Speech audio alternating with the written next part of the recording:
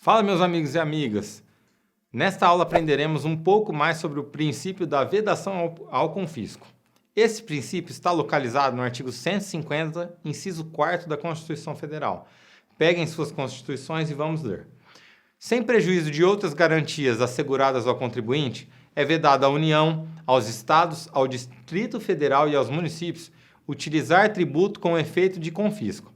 Galera, o destinatário do comando constitucional, do não confisco, é o legislador infraconstitucional, o intérprete e o próprio Poder Judiciário. Ou seja, esses são, em um primeiro momento, os sujeitos que se submeterão a respeito desse valor.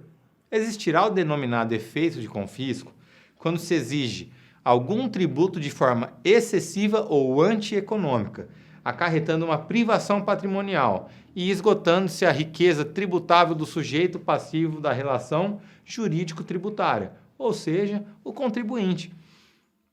Embora esse princípio seja lacônico, diante da inexistência de definição objetiva sobre o que é efeito confiscatório, em razão da necessidade da carga tributária ser aceitável socialmente, é possível afirmar que esse efeito confiscatório do tributo será quando atentar à capacidade contributiva. Lembram-se dela?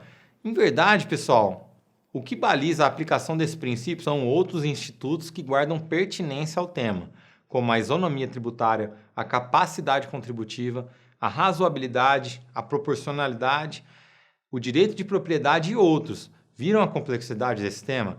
Mas então, pessoal, quando o tributo deixará de ser tributo e será considerado confisco? Será configurado o efeito de confisco quando o Estado absorver a propriedade do particular em parcela considerável sem qualquer retribuição financeira em decorrência disso.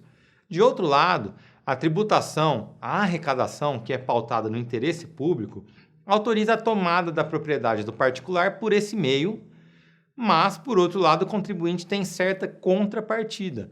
Então, essa relação de reciprocidade, quando ela estiver quebrada, podemos dizer que haverá o efeito de confisco, bem como, por exemplo, quando houver o desrespeito ao mínimo vital de cada pessoa, ou quando se retire a capacidade do contribuinte se sustentar e se desenvolver, afetando as suas necessidades essenciais.